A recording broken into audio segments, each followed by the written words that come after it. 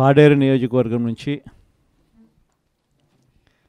మన పార్టీ తరపున ఎన్నిక కాబడ్డ జెడ్పీటీసీలు ఎంపీటీసీలు అందరూ కూడా ఈరోజు అందరం కూడా ఇక్కడ కలవడం జరుగుతూ ఉంది.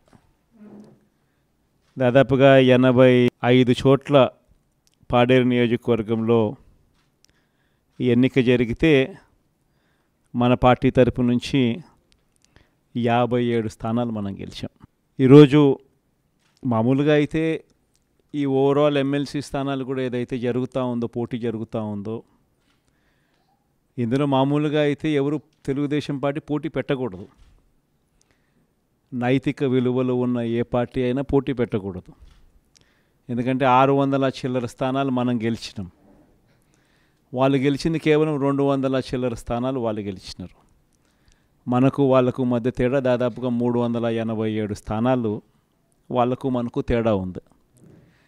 గెలిచిన వాళ్ళంతా కూడా మన పార్టీ గుర్తు మీద, మన పార్టీ జెండా మీద గెలిచిన వాళ్ళు. వాళ్ళ సైడ్ అయినా అంతే, మన సైడ్ అయినా అంతే. మరి అటువంటప్పుడు మెజారిటీ లేనప్పుడు ఎవరైనా కూడా పోటీనే పెట్టకూడదు. మామూలుగా మీ జగనే ముఖ్యమంత్రి స్థానంలో ఉండి ఇటువంటి పరిస్థితి కనుక ఉంటే, వాళ్ళకే కనుక మెజారిటీ కనుక ఉంటే అసలు మనం పోటీ పెట్టుండే వాళ్ళమే కాదు. ఎందుకు పోటీ పెట్టాలి? ఎందుకు డబ్బులు ఇచ్చి కొనుగోలు చేయాలి? వేరే పార్టీ గుర్తు మీద గెలిచిన వాళ్ళను ప్రజలు వాళ్ళకు ఓట్లు వేసింది ఆ పార్టీ గుర్తును చూసి, ఆ పార్టీ పేరు చెప్పి, ఆ పార్టీ గుర్తును చూసి, ఆ పార్టీ తరపున వెళ్ళి ఓట్లు అడిగిన తర్వాత, గెలిచిన తర్వాత అటువంటి వాళ్ళను మనం ముఖ్యమంత్రిగా ఉన్నాం కదా, పోలీసులు మన చేతుల్లో ఉన్నారు, అధికారులు మన చేతుల్లోనే ఉన్నారు, డబ్బులు మన దగ్గర దండిగా ఉన్నాయి కాబట్టి ఆ డబ్బులు మనం ఖర్చు చేసి మనం ఎటువంటి పరిస్థితుల్లో అధర్మంగా అయినా కూడా మనం గెలిచాలి కదా అని ఆలోచన చేసి, అదే కార్యక్రమం ముఖ్యమంత్రిగా ఉన్న వ్యక్తిగా మనం చేసి ఉంటే అది ధర్మమేనా? ఇది ధర్మం కాదు. చంద్రబాబు నాయుడు నైజం మాత్రం చూపిస్తూనే ఉన్నాడు. ఈరోజుకి కూడా అధర్మంగా యుద్ధం చేసే కార్యక్రమం జరుగుతూనే ఉంది. అధర్మంగా యుద్ధం చేసే కార్యక్రమంలో భాగంగా మన పార్టీ తరపు నుంచి ఎవరైతే గెలిచినారో వాళ్ళందరికీ ఫోన్లు చేయడం, లేదా వాళ్ళ దగ్గరికి మనుషులను పంపించడం, నీకు 5 లక్షలు ఇస్తా, నీకు 10 లక్షలు ఇస్తా, వస్తావా అని పిలవడం, అడగడం. ఎంత మటుకు అంటే రాజకీయాలలో విలువలు అనేటివి పూర్తిగా అట్టడుగు స్థానంలోకి తీసుకొని పోయే కార్యక్రమం జరుగుతూ ఉంది. ఏ రోజైనా కూడా ఒక రాజకీయ నాయకుడు ఎదగాలంటే మాత్రం విలువలు, విశ్వసనీయతతో కూడిన రాజకీయాలు చేస్తేనే ఆ రాజకీయ నాయకుడు ఎదుగుతాడు. ఏ రోజైతే మనం మన క్యారెక్టర్ని అమ్ముకుంటామో, ఏ రోజైతే మనం విలువలను, విశ్వసనీయతను రెండింటినీ కూడా పక్కన పెట్టి రాజకీయాలు చేయాలని ఎప్పుడైతే మనం ఆలోచన చేస్తామో, అప్పుడు ప్రజలకు సమాధానం చెప్పడం కథ దేవుడు ఎరుగు, ఇంట్లో కూడా మనకు గౌరవం ఉండదు. ఇంట్లో కూడా మనకు గౌరవము, వాల్యూ ఉండదు అన్న సంగతి ప్రతి ఒక్కరూ కూడా గుర్తుపెట్టుకోమని కోరుతా ఉన్నా. నేనైతే నా జీవితంలో రాజకీయాలు నేను అట్టే చేశాను. నేను కాంగ్రెస్ పార్టీ నుంచి బయటకు వచ్చినప్పుడు వెనక్కి తిరిగి చూస్తే నా వెనకాల ఎవరు లేరు. నేను, మా అమ్మ ఇద్దరమే బయటకు వచ్చింది. నాతో పాటు కొంతమంది ఎమ్మెల్యేలు వస్తామంటే కూడా నాతో పాటు రావాలనుకున్న ఎవరైనా కూడా రాజీనామా చేసి రావాలా అని చెప్పిన. ఈరోజు అక్కడి నుంచి మొదలు పెడితే కేవలం ఇద్దరం పార్టీ నుంచి బయటకు వచ్చి మొదలు పెడితే ఈరోజు దేవుని దయతో ప్రతి అడుగులోనూ కూడా విలువలతో కూడిన రాజకీయాలే చేశాము, విశ్వసనీయతతో కూడిన రాజకీయాలే చేశామని గర్వంగా తలెత్తుకొని కూడా చెప్పగలుగుతాం. ఎందుకు మొన్న ఎలక్షన్లే 2014 ఎలక్షన్ మీ అందరికీ గుర్తుండే ఉంటుంది. మనం ఓడిపోయాం ఆ ఎలక్షన్. ఓడిపోయేటప్పుడు కూడా నా దగ్గరికి చాలామంది వచ్చినారు. మన వాళ్ళే నా దగ్గరికి కూడా వచ్చినారు.